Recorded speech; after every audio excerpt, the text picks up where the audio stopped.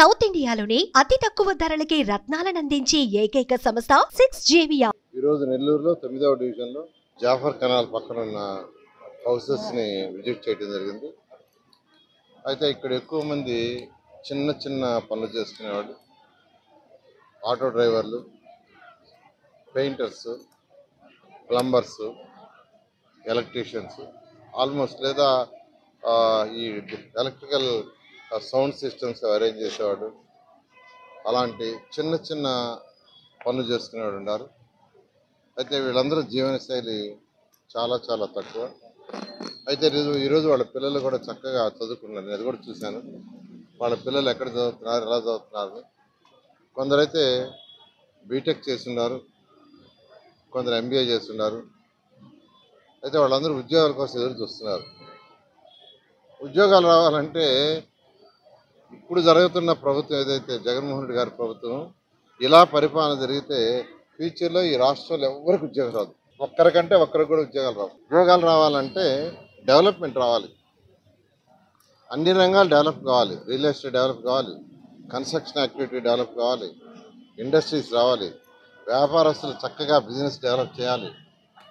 ఇవన్నీ జరిగితేనే యువతకు ఉద్యోగాలు వచ్చేది.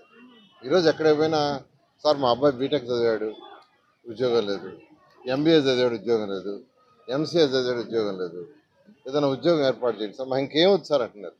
మాకు ఇంకా అసలు రోడ్డు వద్దు, డ్రైన్స్ వద్దు, ఏమొద్దు, ఆ ఉద్యోగం వచ్చేది చేయండి అంటే అది ఏ తల్లిదండ్రులైనా కోరుకునేది వాళ్ళ అబ్బాయి లేదా అమ్మాయి ఏదైనా మంచి ఉద్యోగాన్ని చేయాలని కోరుకుంటారు, లేదంటే మంచి వ్యాపారాన్ని చేయాలనుకుంటారు. కానీ అవి రావాలంటే డెవలప్మెంట్ ఉండాలి. డెవలప్మెంట్ లేకుండా ఉద్యోగాలు రావు. అందుకే నారా చంద్రబాబు నాయుడు గారు ఆయన ముఖ్యమంత్రిగా ఉన్నప్పుడు అనేక దేశ విదేశాలు తిరిగారు.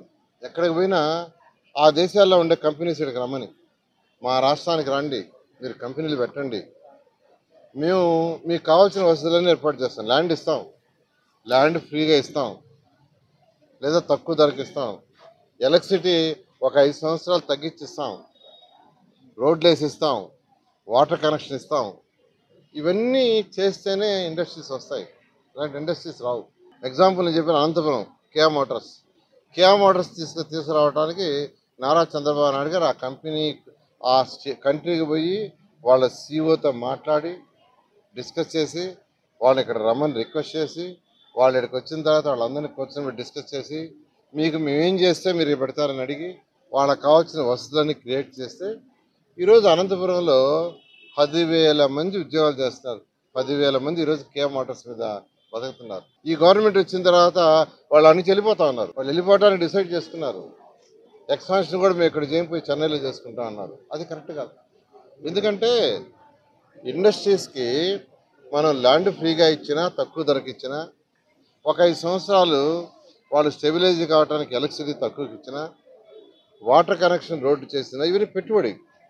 మనం కొంత చేసిన వాళ్ళు అమ్మే ప్రతి ప్రోడక్ట్, ఇప్పుడు కియా మోటార్స్ తీసుకుంటే కార్లు అమ్ముతారు.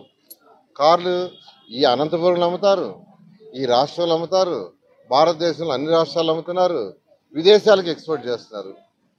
ఆ ఫ్యాక్టరీలో తయారయ్యే ప్రతి కారు వల్ల GST వస్తుంది, ఇన్కమ్ ట్యాక్స్ వస్తుంది. అది దాంట్లో కొంత మన రాష్ట్రానికి షేర్ వస్తుంది. అంటే మన రాష్ట్రానికి ఆ ఫ్యాక్టరీ ఉన్నంతకాలం ఇన్కమ్ వస్తుంది.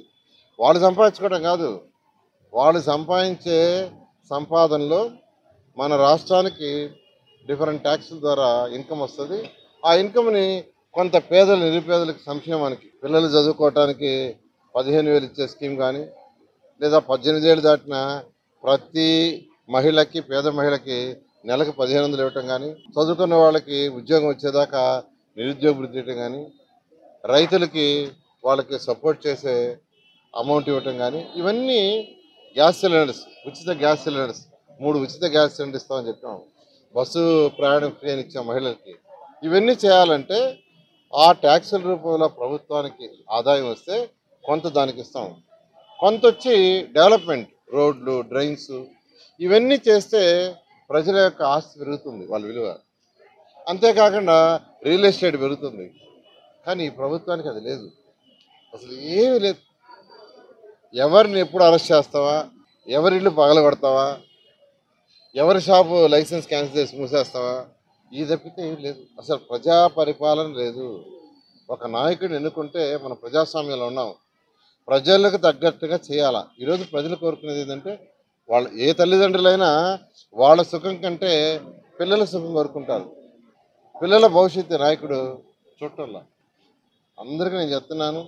నేను ఎమ్మెల్యేగా ఇక్కడ ఈ కాన్స్టిట్యున్సీ సిటీ నుంచి కంటెస్ట్ చేస్తున్నాను. వేమిరెడ్డి ప్రభాకర్ రెడ్డి గారు ఎంపీగా కంటెస్ట్ చేస్తున్నారు. ఒక రాష్ట్రం డెవలప్ కావాలన్నా, ఒక జిల్లా డెవలప్ కావాలన్నా, ఒక కాన్స్టిట్యున్సీ డెవలప్ కావాలన్నా కేంద్రం నుంచి కొంత ఫండ్స్ వస్తాయి, రాష్ట్రం నుంచి వస్తాయి. మా ఇద్దరిని ఎన్నుకుంటే ఖచ్చితంగా కేంద్రం నుంచి వచ్చే ఫండ్స్ని వేమిరెడ్డి ప్రభాకర్ రెడ్డి గారు ఎంపీగా తీసుకొస్తారు. ఎమ్మెల్యేగా రాష్ట్రం నుంచి తీసుకొస్తాం. నెల్లూరుని ఒక మంచి స్మార్ట్ సిటీగా, వన్ ఆఫ్ ది బెస్ట్ సిటీగా చేస్తామని మీ అందరికీ తెలియజేస్తూ మీ అమూల్యమైన ఓటుని మా ఇద్దరి కేసు గెలిపించాల్సి సుమన్ టీవీలో మీ పర్సనల్ అండ్ బిజినెస్ ప్రమోషన్స్ కోసం కింది నెంబర్కి కాంటాక్ట్ చేయండి.